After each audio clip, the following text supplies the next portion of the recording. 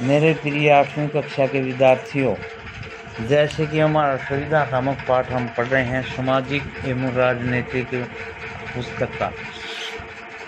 कल हमने संघीय संघवाद पढ़ा था। आज हम पढ़ेंगे संसदीय शासन पद्धति और कई और टॉपिक।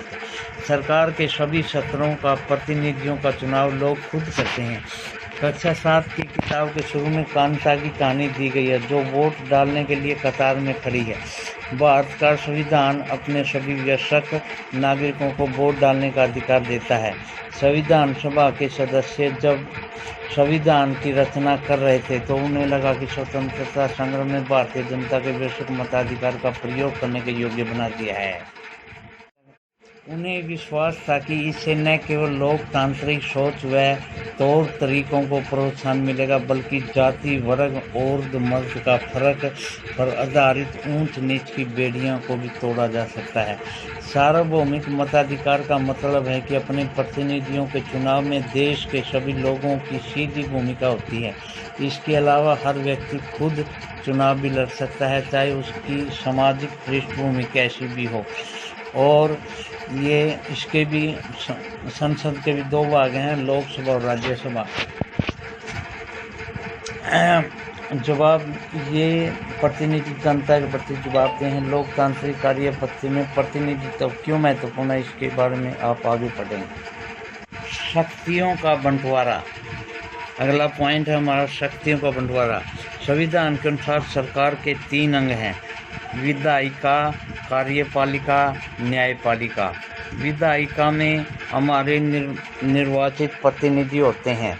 कार्यपालिका ऐसे लोगों का समूह है जो कानूनों को लागू करने और शासन चलाने का काम देखते हैं। न्यायालय की व्यवस्था को न्यायालय कहा जाता है। न्यायालयों की व्यवस्था को न्यायपालिका कहा जाता है, जिसके बारे में आप इस पुस्तक की इकाई 3 में पढ़ेंगे। सरकार की किसी भी शाखा द्वारा सत्ता का दुरुपयोग को न रोकने के लिए प्रावधान किया गया है कि इन सभी अंगों में शक्तियां एक दूसरे से अलग होंगी। शक्तियों के इस बंटवारे के आधार पर प्रत्येक अंग एक दूसरे अंग पर अंकुश रखता है और इस तरह तीनों अंगों का बीच सत्ता का संतुलन बना रहता है। मौलिक अधिकारों वाला खंड भारतीय संविधान की अंतरात्मा भी कहलाता है। औपचारिक शासन ने राष्ट्रवादियों के दिमाग में राज्य के प्रति संदेह का भाव पैदा किया था। इसीलिए राष्ट्रवादी चाहते थे कि स्वतंत्र भारत में राज्य की सत्ता के दुरुपयोग से बचाने के लिए कुछ लिखित अधिकार होने चाहिए। लिहाजा मौलिक अधिकार देश के सभी नागरिकों को राज्य की सत्ता को मनमाने और निरंकुश इस्तेमाल से बचाते हैं। इस तरह के संविधान में राज्य और अन्य व्यक्तियों के साथ व्यक्तियों के अधिकारों की रक्षा करता है।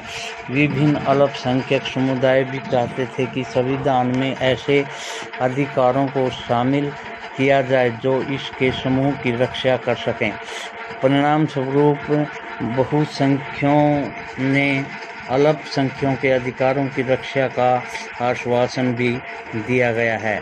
इन मौलिक अधिकारों के बारे में डॉक्टर अम्बेडकर ने कहा था, इनका दोहरा उद्देश्य है। पहला, हर एक नागरिक ऐसी स्थिति में हो कि वह अधिकारों के लिए दावेदारी कर सके। दूसरे ये अधिकार उस समय सत्ता और संस्था के लिए बाध्यकारी हों जिसे कानून बनाने का अधिकार दिया गया है। मौलिक अधिकारों के अलावा हमारे संविधान में एक खंड नीति निर्देशक तत्वों का है। संविधान सभा के सदस्यों ने यह खंड इसलिए जोड़ा था ताकि वे इसे ज़्यादा सामाजिक व आर्थिक सुधार लाए जा सकें। वे चाहते थे कि स्वतंत्र भारत राज्य जनता की गरीबी दूर करने वाला कानून और नीतियाँ बनाते हुए इस सिद्धांत के मार्गदर्शन के रूप में हमेशा अपने सामने रखें। संविधान में उल्लेखित मौलिक अधिकारों के कुछ अधिकार हैं। नंबर 1, समानता का अधिकार। कानून की नज़र में सभी लोग समान हैं। इसका मतलब यह है कि सभी लोगों को देश का कानून बराबर सुरक्षा बल प्रदान करेगा।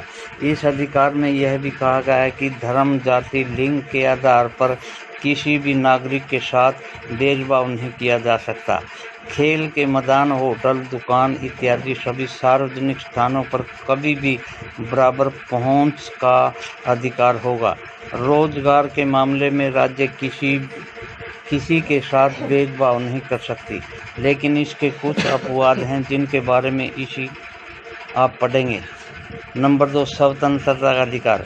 इस अधिकार के अंतर्गत अभिव्यक्ति और भाषण स्वतंत्रता, सभा संगठन बनाने की स्वतंत्रता है। देश के किसी भी भाग में आने जाने और रहने का कोई व्यवसाय, पेशा, कारोबार अपनाने का एक समान अधिकार शामिल है। शोषण के विरुद्ध अधिकार। संविधान में कहा गया है कि मानव व्यापार, जबर या श्रम, 14 वर्ष से कम उम्र के बच्चों को मजदूरी पर नहीं रखना चाहिए, यह एक अपराध है। धार्मिक स्वतंत्रता का अधिकार। सभी अधिकारों को पूरी धार्मिक स्वतंत्रता दी गई है। प्रत्येक व्यक्ति को अपनी इच्छा का धर्म अपनाने और उसका प्रचार प्रसार करने का अधिकार है। सांस्कृतिक एवं शैक्षणिक अधिकार। संविधान में कहा गया है कि धार्मिक या भाषाई सभा की अल्पसंख्यक समुदाय अपनी संस्कृति की रक्षा और विकास के लिए अपने अपने शैक्षणिक संस्थान खोल सकते हैं। छठा, संवैधानिक उपचार। अनुच्छेद 32 के अनुसार यदि किसी नागरिक को लगता है कि राज्य उसके द्वारा किसी मौलिक अधिकार का उल्लंघन हुआ है तो उस अधिकार का सहारा लेकर वह अदालत में जा सकता है। 5वां पॉइंट, संविधान का लक्षण है धर्मनिरपेक्षता। धर्मनिरपेक्ष राज्य वह होता है जिसमें राज्य अधिकृत रूप से किसी भी धर्म को राजकीय धर्म के रूप में बढ़ावा नहीं देता। इसके बारे में हम अगले अध्याय में विस्तार से पढ़ेंगे। अब आप इस बात को समझने लगे होंगे कि कभी कभी देश का इतिहास यह तय कर लेता है कि देश का संविधान कैसा होगा। संविधान उन आदर्शों को तय करने के लिए महत्वपूर्ण भूमिका निभाता है जिन्हें हम अपने देश और प्रतिनिधियों के जरिए साकार करना चाहते हैं। जिस तरह फुटबॉल के नियम बदलते खेल बदल जाता है, उसी तरह जिन देशों के संविधान में भारी बदलाव आ जाते हैं वहाँ देश का बुनियादी स्वरूप भी बदल जाता है। हम नेपाल को देख चुके हैं, वहाँ लोकतंत्र बनाने की ज़रूरत के साथ ही नए संविधान की ज़रूरत भी पैदा हो गई थी। ऊपर हमने भारतीय संविधान के जिन आयामों का जिक्र किया है वे कई बार काफ़ी जटिल दिखाई देते हैं और उन्हें समझने में मुश्किल भी महसूस होती है, लेकिन अभी आप इस बारे में ज़्यादा फिक्र न करें। इस पुस्तक के बाकी अध्यायों में और अगली कक्षाओं में भारतीय संविधान के इन सभी पहलुओं के बारे में आप लगातार सीखते जाएंगे, ठोस रूप से उसका अर्थ जान पाएंगे।